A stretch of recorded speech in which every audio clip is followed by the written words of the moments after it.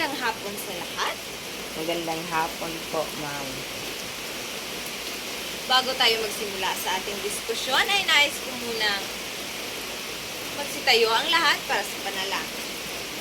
Aniyayahan ang lahat para sa panalangin. Sa ngalan ng Ama, ng Anak, ng Espiritu Santo. Amen. Maaari na kayong Ano po? nais ko muna kayong tanungin. May liban ba sa inyong mga klase? May liban Wala ba sa po. inyong klase? Wala po. Mainam kung gayon. Palakpakan ang inyong mga sarili. Kamusta ba ang inyong mga araw, mga mag-aaral? Maganda po. Mainam. Bago tayo magsimula, ay nais kong magkaroon tayo ng kasunduan sa ating klase. Unang kasunduan ay nais kong makinig kayo sa guro habang ang guro ay nagtatalakay ng ating Klase. magaling. Pangalawa ay kapag nais na sumagot ay itaas lamang ang. Kanang kamay. Pangatlo ay nais kong umupo ang lahat ng maayos. Nagkaintindihan ba tayo? Opo. Pakita naman ang iyong thumbs up upang silbing sang-ayon kayo sa ating kasunduan. Di po. Para sa unang gawain natin ay nais kong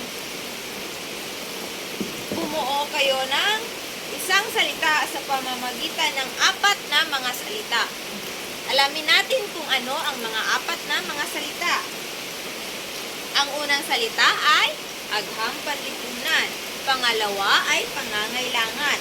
Pangatlo ay pagkonsumo. Pang-4 ay produksyon. Ano ba? Sa pamamagitan ng 4 na salita, ano ba ang iyong nabuo? Na bilang isang salita lamang na konektado sa 4 na salita. Yes? Economics po, ma'am. Magaling! Magaling. Ito ay economics. Economics ang magsisilbi nating leksyon sa araw na ito.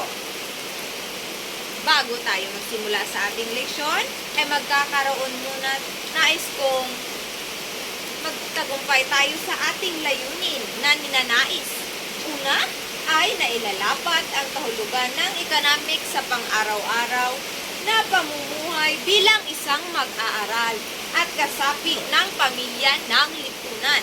Pangalawa ay naiisa-isa ang mga mahahalagang aspekto ng economics. Pangatlo ay naibabahagi ang kahalagahan sa pag-aaral ng economics. Naiintindihan niyo ba? Opo. Ano ba ang economics? Ang economics ay isang agham panlipunan na naglalayong pag-aralan ang mga kilos at ang pagsisikap ng mga tao at ang mga pamamaraan sa paggamit ng mga limitadong yaman. Alam nyo ba na may salitang ekonomista? Ekonomista ang tawag sa mga taong nagbibigay ng sariling interpretasyon hinggil sa salitang economics. Alamin natin sila isa-isa. Una ay si Paul Samuelson na ang kanyang interpretasyon ay economics. Ayon sa kanya, economics umano ay isang masusing pag-aaral upang makagawa at maipamahagi ang iba't ibang produkto at serbisyo. Ayon naman kay Lionel Robin, ito ay isang agham panlipunan na nag-aaral sa kaasalan ng tao kung paano ang limitadong yaman ay magagamit sa iba't ibang pamamaraan. Ayon naman kay Alfred Marshall, ang economics ay isang agham panlipunan na nag-aaral sa ay sa kaasalan ng tao at pag-aaral sa pagkamit ng yaman. Ang panghuli ay si Adam Smith. Ayon sa kanya, ang economics ay nakatuon sa yaman ng bansa. Gaano ba kayaman ang Pilipinas pagdating sa ating natural resources? 'Di ba? Tayo ay pinagpala pagdating sa mga riyan.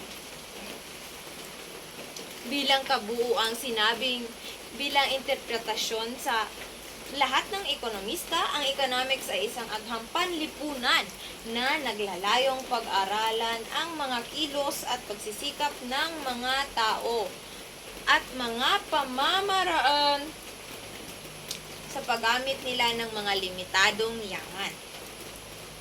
Alamin naman natin ang mahahalagang aspekto sa economics isa-isa. Bilang yun ay kasali sa layunin. Una ay ang economics bilang agham. Pangalawa ay ang economics at ang pagsisikap ng tao. Pangatlo, ang economics at ang limitadong yaman. Pang-apat, ang economics at ang walang katapusang pangangailangan at kagustuhan ng mga tao. Una, ang economics bilang agham. Alam naman natin na ang agham ay konektado sa siyensya, na kung saan tayo ay nasa modernong panahon na. Sang-ayon ba kayo diyan? Opo. Magaling. Dahil sa paggamit ng siyentipikong paraan upang maunawaan ang mga pinomenang nangyayari sa paligid at panlipunan. Pangalawa naman, ang economics at ang pagsisikap ng tao. Ang mga tao ay may kanikinyang tungkulin at gawain sa lipunan upang matugunan ang mga pangangailangan at kagustuhan ng tao. Alam naman natin na nakabatay sa kumbaga level ng kumbaga yung income, nakabatay roon ang ating pangangailangan at kagustuhan lamang.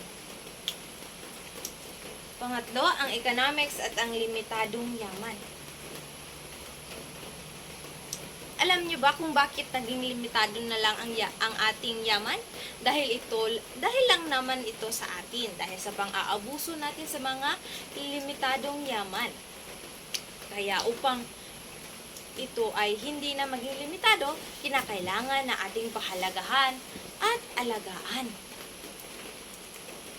Panghuli, ang economics at ang walang katapusang pangangailangan at kagustuhan ng mga tao. Bilang isang mag-aaral, ano ba ang iyong pangangailangan? Cellphone po. Magaling! Kung dati-rati, kagustuhan lamang ang cellphone, ngayon ay pangangailangan na. Sang-ayon ba kayo riyan? Opo. Alamin naman natin ang maikling kasaysayan ng economics. Kung saan ba nagsimula ang economics? Alam niyo ba na ang economy ay nanggagaling sa salitang Griego na oikonomiya o oikonomos na nahahati sa dalawa. Ito ay ang oikos at nomos. Oikos, ang ibig sabihin ay tahanan, nomos naman ay pamamahala. At naging economics. Sa madaling salita, ang economics ay isang pamamahala sa tahanan. Political economy, ito ang tawag sa economics dati. Ano nga ba muli ang dating tawag sa economics? Political economy. Alamin naman natin ang inyong matalinong pagpapasya o kumbaga yung decision making kung gaano kayo kagaling ron. Simulan naman natin. Bilang isang mag-aaral, ikaw ay binigyan ng baon ng iyong magulang. Paano mo ito gagastusin? Pumili ng isa sa mga sumusunod at ipaglaban mo. Una, may bayarin sa proyekto. Pangalawa, may mega sale sa Shopee at Lazada.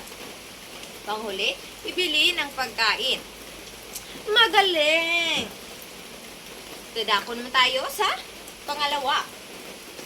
Bilang isang kasapi ng pamilya, alin ba ang dapat na mas bigyan ng halaga at prioridad?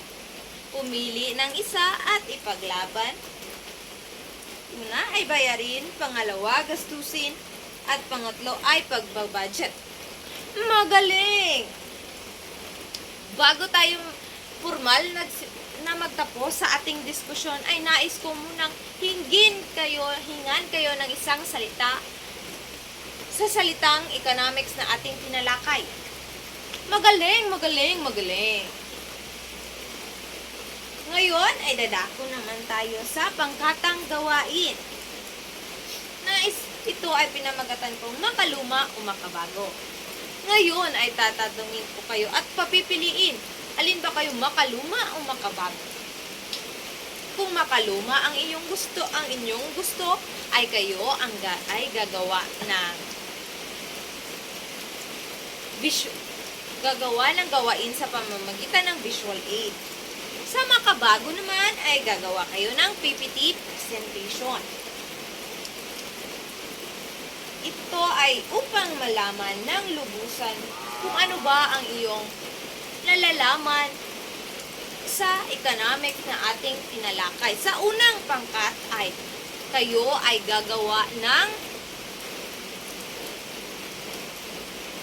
talahayan o chart hinggil sa mga ekonomista at ang kanilang sariling interpretasyon hinggil sa economics at lapatan din ito ng kanilang mga imahe. Sa pangalawang grupo ay nais kong kayo ay gagawa ng graphic organizer hinggil sa aspekto ng economics. Isa-isahin nyo ito at bigyan nyo rin ng kahulugan. Nais ko muna kayong pangkatin sa dalawa. Simulang magbilang. 1, 2, 1, 2. At pumunta dito ang pangkat una at pangkat dalawa. Para sa inyong pamantayan sa pagmamarka, ay ito ay may pamantayan at may kaukulang puntos. Para sa nilalaman ay 5 puntos. Para sa presentasyon ay 5 puntos.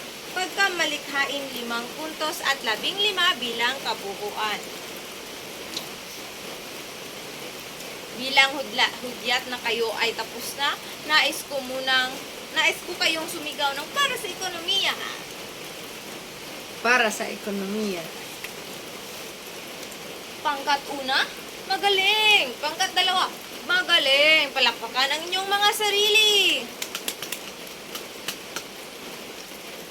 Ngayon, batay sa inyong ginawang pangkatang gawain, ay tatanungin ko kayo hinggil sa inyong ginawa.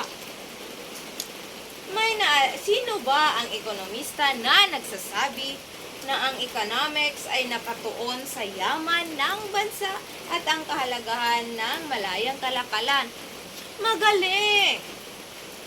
Sa pangalawang katanungan, sinong ekonomista ang nagsasabi na ang economics ay isang agham panlipunan na nag-aaral sa kasalan ng tao at pag-aaral sa paggamit ng yaman? Magaling! Para sa pangatlong katanungan, ano nga ba muli ang economics bilang kabuuan batay sa mga sinabi ng mga ekonomista? Magaling! Ngayon ay dadako naman tayo sa aspekto ng economics na mauko na mga katanungan. Ano ba ang economics bilang agham panlipunan? Magaling! Ibigay ang kaibahan ng pangangailangan at kagustuhan. Magaling! Para sa huling katanungan, nais kong magbigay ng halimbawa sa pangangailangan at kagustuhan. Magaling! Ngayon, ay dadako naman tayo sa panibagong gawain. Ito ay pinamagatan kong batong malambot. Ito nga pala ang batong malambot. Pagmasdan niyong mabuti. Ito ay may lamang mga katanungan. Nais kong magsitayo ang lahat at bumuo ng bilog.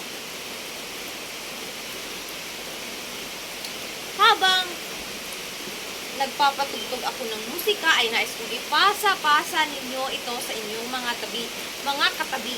At kapag huminto ang musika, ay nais kong sumigaw ng para sa ekonomiya. Ganon lamang. Naintindihan ba? Simulan natin.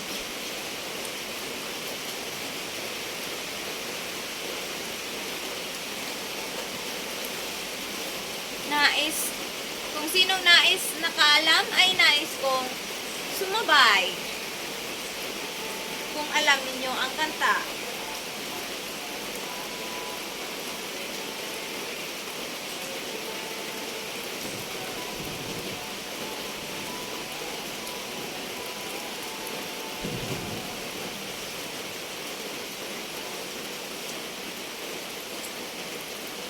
Para sa unang katanungan,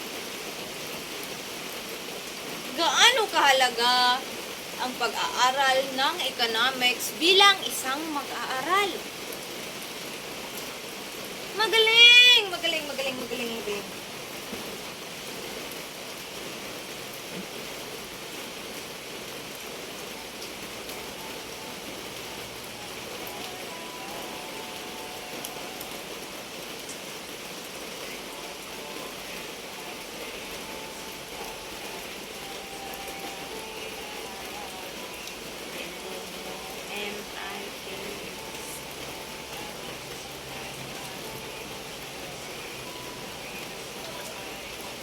Sumabay na kayo.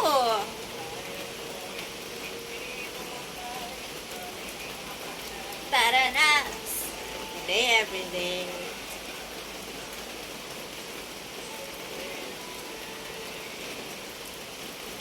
Ngayon ay pupunta naman tayo sa pang-apat na gawain.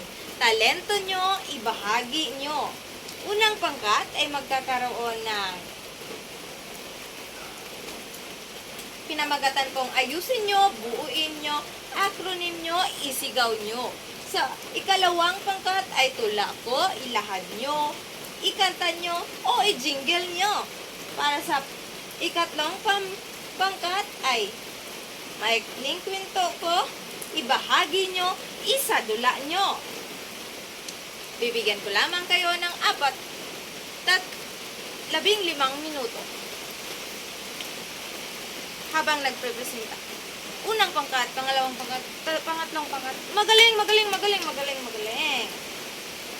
Para sa mga katanungan, bilang panghuling ninyong mga gawain ay, unang katanungan, sa iyong palagay, gaano kahalaga ang pag-aaral ng economics? Magaling! Bilang isang mag-aaral, gaano kahalaga sa iyo ang pag-aaral ng economics? Magaling! Ano? Panghuling katanungan. Ano ang kaugnayan ng economics sa pang-araw-araw na pamumuhay ng tao? Magaling, magaling, magaling. Para sa pasulit, ay ito ang panuto ay piliin sa loob ng kahon. Ang tinutukoy sa bawat bilang, isulat ang letra ng tamang sagot sa sagutang papel. Ito nga pala ang nagsisibing kahon. At ito naman ang inyong sasagutan. Maliwanag ba? Opo. Tapos na ba kayo? Opo. Magaling! Para sa inyong takdang aralin, ay magsiyasat at gumawa ng talahayan ng mga ekonomista nagkakaroon ng malaking ambag sa economics. Isulat sa sagutang papel. Tapos na ba kayong magsulat? Hindi pa po. Yan na po. Tapos na. Nagsitayo ang lahat? Kaya tapos na ang ating diskusyon. Maraming salamat. Paalam po. Paalam!